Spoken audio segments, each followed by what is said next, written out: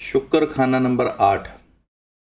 इसके लिए लाल किताब ने एक शब्द लिखे हैं, जली हुई मिट्टी की चंडाल औरत। 8वां घर नो डाउट शमशान का और कब्रिस्तान का माना जाता है। शुक्र जब खाना नंबर 8 में होता है तो जिसकी भी कुंडली में हो, अगर वो मेल है तो उसकी स्पाउस को, वाइफ को रिप्रेजेंट करेगा, और अगर फीमेल की कुंडली में शुक्र 8 में है तो उसके हस्बैंड को रिप्रेजेंट करेगा। यानी जिस शख्स की भी कुंडली में शुक्र 8वें घर में होगा, उसके स्पाउस को बहुत ज़्यादा गुस्सा आता है। शुक्र जब 8वें घर में होता है तो शुक्र में यानी कि आपके स्पाउस में मंगल, बुध के और शनि के सिम्टम्स पाए जाते हैं। जब ऐसे सिम्टम्स पाए जाते हैं तो 8वें घर की और भी एनर्जीज यानी कुछ ना कुछ सेहत को लगे रहना, इस तरह की प्रॉब्लम्स आपको बार बार देखने को मिलेंगी। ऐसे शख्स की मेहनत करने से तरक्की होती है। जितना ज़्यादा मेहनत करेगा, मेहनती होगा, पसीना बहाएगा और दिमागी लियाकतों से काम करता रहेगा तो उसकी ग्रोथ होती चली जाएगी। शुक्र जब 8वें में होता है तो एक ड्रॉबैक भी है कि उसका स्पाउस जो भी बुरी बात अपने मुंह से निकाल देगा, नेगेटिव बात अपने मुंह से निकालेगा, वो बहुत जल्दी सच साबित हो जाती है। और नेगेटिव बातें जो हैं वो ऐसी जो स्पाउस होगा वो तकरीबन नेगेटिव बातें ज़्यादा बोल देता है। यानी कि आपको अपने स्पाउस को खुश रखना आपकी एक तरह से मजबूरी हो जाती है। इसके लिए पंडित जी ने किताब में लिखा है कि भाई औरत ने दाल बनाई, मर्द ने कहा दाल पतली है, औरत ने तुरंत हाथ पे चिमटा मारा और उसको पतली को भी स्वाद कहकर उम्र गुजारी तो सब तरह का आराम पाया। मतलब कि अपने स्पाउस को जितना ज़्यादा खुश रखोगे, जितनी उसकी तारीफ़ करोगे, जितना उसको अप्रिशिएट करोगे, उतनी आपकी ग्रोथ होगी। और अगर अपने स्पाउस को तंग करोगे तो बहुत ज़्यादा परेशानी देखने को मिलेगी। इस तरीके से ये सिम्टम्स शुक्र 8वें के देखने को मिलते हैं। शुक्र जब भी 8वें घर में होगा तो ऐसा शख्स जो है वो बहुत ज़्यादा लोगों को हेल्प करने की नीयत रखता है और लोग जब उसकी बात नहीं मानते तो खुद वो कलपता भी रहता है।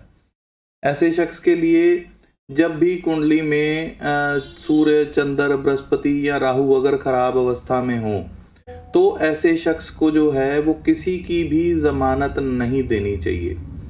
अब शुक्र जो है वो जब आप किसी की ज़मानत दोगे तो शुक्र 8वें में होने के नाते उस ज़मानत के चक्कर में आपको अपना बल्क अमाउंट लोगों को देना पड़ेगा अपनी इज्जत बचाने के चक्कर में।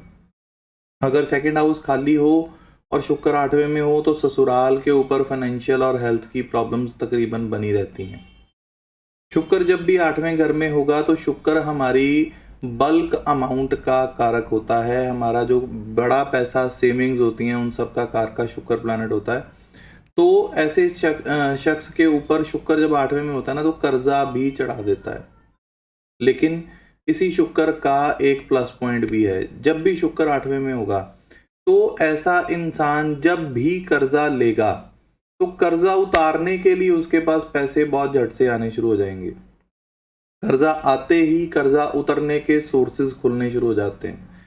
इसलिए शुक्र 8वें वाले शख्स को अगर अपनी लाइफ में ग्रोथ करनी है तो कोई ना कोई लोन ज़रूर लेके रखे, चाहे वो पर्सनल लोन हो, बिजनेस लोन हो, एजुकेशन लोन हो, किसी भी तरीके का लोन हो, ज़रूर रहना चाहिए। अगर लोन लेने की स्थिति नहीं है तो एटलीस्ट जो भी लग्जरियस आइटम्स आप खरीदते हैं, चाहे वो एलईडी है, चाहे वो कोई बाइक है, एक्टिवा है, या आपने कोई कार लेनी है, कोई भी लग्जरियस आइटम अगर आप लोगों ने लेनी है तो उसको हमेशा इंस्टॉलमेंट्स पे लें ताकि आपके ऊपर कोई ना कोई कर्जा बना रहे। ऐसे शख्स को अपना पैसा कहीं ना कहीं फंसा के भी ज़रूर रखना चाहिए, जैसे कि म्यूचुअल फंड्स हैं, एसआईपी है, एफडी है, आरडी है। कोई ना कोई लोन, कोई ना कोई किश्त, कोई ना कोई स्टक पैसा ज़रूर रखना चाहिए ताकि 8वें घर का शुक्र यूटिलाइज रहे और फाइनेंशियल स्थितियों में खराबियां ना आएं। शुक्र 8 के वक्त वाइफ को पेट में वाई, गैस, एसिडिटी की प्रॉब्लम्स भी कॉमन तौर पर देखी जाती हैं। कुछ लोगों के जो स्पाउस हैं उनको बॉडी पर ब्लू कलर के नील बहुत जल्दी पड़ जाते हैं, जिसको वो तंत्र मंत्र से भी जोड़ लेते हैं। और जिन लोगों का शुक्र 8वें में होता है उनके स्पाउस को हमेशा ये वहम भी लगा रहता है कि उन लोगों को किसी ने कुछ कर दिया है, जादू टूना, इस तरह के असर जो हैं वो बहुत देखने को मिलते हैं। तो उसके साथ साथ अब ऐसे शख्स के लिए करना क्या चाहिए? जिनका भी शुक्र 8वें घर में है, वो जब भी मंदिर जा कर के वहाँ पर सिर झुकाता रहेगा, घुटनों के बल बैठ के नाक रगड़ के प्रे करेगा, तो वो जो भी चीज़ें भगवान से मांगता है उसको बहुत जल्दी और इजीली अवेलेबल हो जाती हैं। इसलिए मंदिर जाता रहें, शीश झुकाता रहें और शुक्र की चीज़ें जैसे कि आटा है, जिमीकंद है, पनीर है, आलू है, ये सब चीज़ें जो हैं वो धर्म स्थान में डोनेशन देता रहे। ये सब चीज़ें डोनेट करने से मैरिड लाइफ भी अच्छी रहेगी और फाइनेंशियल स्थितियाँ भी सुधरना शुरू हो जाएंगी। 25वें साल की शादी जो है वो हमेशा गैर मुबारक होती है, इसलिए शुक्र 8वें वाले को हमेशा 25 साल की उम्र के बाद ही शादी करनी चाहिए। और अगर आपकी वाइफ की बॉडी पे कहीं ना कहीं कुछ भी कोई जले का छोटा मोटा निशान अगर है तो वो आपके लिए बहुत अच्छे रिजल्ट्स देगा और वो beneficial results time to time बढ़ते चले जाएंगे। लेकिन कर्जा ज़रूर बना के रखिएगा। तो ये कुछ बेसिक सिम्टम्स और प्रिकॉशंस और रेमेडीज़ जो हैं वो शुक्र 8 की। और एक और चीज़ जो मैं बहुत ज़ोर दे के बोलूँगा कि अगर शुक्र 8 के वक्त आपके स्पाउस को कोई मेजर हेल्थ इश्यूज़ आ रहे हैं, मेजर प्रॉब्लम्स आ रही हैं, तो वाइफ़ की बॉडी का 10वां हिस्से के अकॉर्डिंग अगर मान लो 70 किलो वज़न है आपकी वाइफ़ का, तो 7